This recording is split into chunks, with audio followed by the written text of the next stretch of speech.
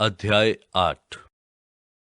सो अब जो मसीह यीशु में है उन पर दंड की आज्ञा नहीं, क्योंकि वे शरीर के अनुसार नहीं वरन आत्मा के अनुसार चलते हैं। जीवन के आत्मा की व्यवस्था ने मसीह यीशु में मुझे पाप की और मृत्यु की व्यवस्था से स्वतंत्र कर दिया, क्योंकि जो काम व्यवस्था शरीर के कारण दुर्बल होकर ना कर सकी उसको परमेश्वर ने किया, अर्थात अपने ही पुत्र को पापमय शरीर की समानता में और पाप के बलिदान होने के लिए भेजकर शरीर में पाप पर दंड की आज्ञा दी, इसलिए कि व्यवस्था की विधि हम में जो शरीर के अनुसार नहीं वरन आत्मा के अनुसार चलते हैं पूरी की जाए।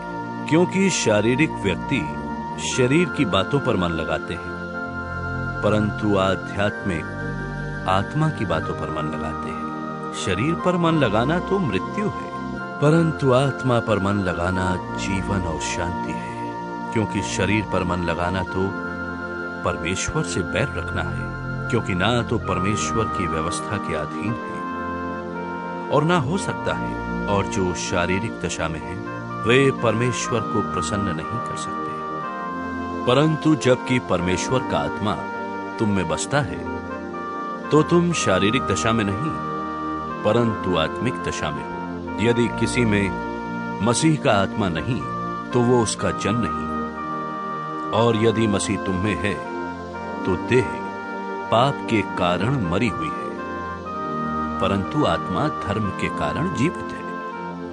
और यदि उसी का आत्मा जिसने यीशु को मरे हुओं में से जिलाया तुम में बसा हुआ है, तो जिसने मसीह को मरे हुओं में से जिलाया वो तुम्हारी मरणहार देहों को भी अपने आत्मा के द्वारा जो तुम में बसा हुआ है जिलाएगा।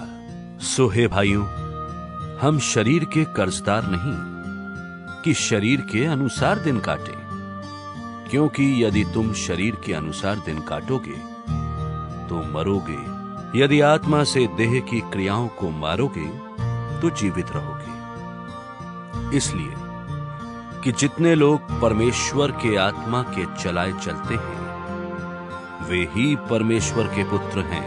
क्योंकि तुमको दासत्व की आत्मा नहीं मिली कि फिर भयभीत हो, परंतु ले पालकपन की आत्मा मिली है, जिससे हम हे अब्बा हे पिता कहकर पुकारते हैं।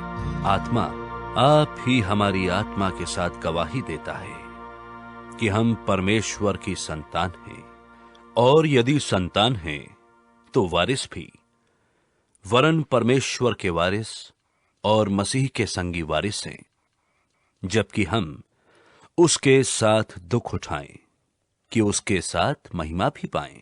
क्योंकि मैं समझता हूं कि इस समय के दुख और क्लेश उस महिमा के सामने जो हम पर प्रकट होने वाली है कुछ भी नहीं है। क्योंकि सृष्टि बड़ी आशा भरी दृष्टि से परमेश्वर के पुत्रों के प्रकट होने की बाट जो रही है। क्योंकि सृष्टि अपनी इच्छा से नहीं पर अधीन करने वाले की ओर से व्यर्थता के अधीन इस आशा से की गई कि सृष्टि भी आप ही विनाश के दासत्व से छुटकारा पाकर परमेश्वर की संतानों की महिमा की स्वतंत्रता प्राप्त करेगी। क्योंकि हम जानते हैं कि सारी सृष्टि अब तक मिलकर कहरती और पीड़ाओं में पड़ी तड़पती है, और केवल वही नहीं पर हम भी, जिनके पास आत्मा का पहला फल है, आप ही अपने में कहते हैं और लेपालक होने की अर्थात अपनी देह के छुटकारे की बाट जोहते हैं। आशा के द्वारा तो हमारा उद्धार हुआ है, परंतु जिस वस्तु की आशा की जाती है यदि वो देखने में आए तो फिर आशा कहां रही। क्योंकि जिस वस्तु को कोई देख रहा है उसकी आशा क्या करेगा, परंतु जिस वस्तु को हम नहीं देखते यदि उसकी आशा रखते हैं तो धीरज से उसकी बाट जोहते भी हैं। इसी रीति से आत्मा भी हमारी दुर्बलता में सहायता करता है, क्योंकि हम नहीं जानते कि प्रार्थना किस रीति से करना चाहिए, परंतु आत्मा आप ही ऐसी आहें भर भर कर, जो बयान से बाहर है, हमारे लिए विनती करता है। और मनों का जांचने वाला जानता है कि आत्मा की मनसा क्या है, क्योंकि वो पवित्र लोगों के लिए परमेश्वर की इच्छा के अनुसार विनती करता है। और हम जानते हैं कि जो लोग परमेश्वर से प्रेम रखते हैं, उनके लिए सब बातें मिलकर भलाई ही को उत्पन्न करती है, अर्थात उन्हीं के लिए जो उसकी इच्छा के अनुसार बुलाए हुए हैं। क्योंकि जिन्हें उसने पहले से जान लिया है, उन्हें पहले से ठहराया भी है कि उसके पुत्र के स्वरूप में हूं, ताकि वो बहुत भाइयों में पहिलौठा ठहरे। फिर जिन्हें उसने पहले से ठहराया, उन्हें बुलाया भी, और जिन्हें बुलाया उन्हें धर्मी भी ठहराया है, और जिन्हें धर्मी ठहराया उन्हें महिमा भी दी है। सो हम इन बातों के विषय में क्या कहें? यदि परमेश्वर हमारी ओर है, तो हमारा विरोधी कौन हो सकता है? जिसने अपने निज पुत्र को भी ना रख छोड़ा, परंतु उसे हम सबके लिए दे दिया, वो उसके साथ हमें और सब कुछ क्यों कर ना देगा? परमेश्वर के चुने हुओं पर दोष कौन लगाएगा? परमेश्वर वो है जो उनको धर्मी ठहराने वाला है। फिर कौन है जो दंड की आज्ञा देगा? मसीह वो है जो मर गया, वरन मुर्दों में से जी भी उठा, और परमेश्वर की दाहिनी ओर है, और हमारे लिए निवेदन भी करता है।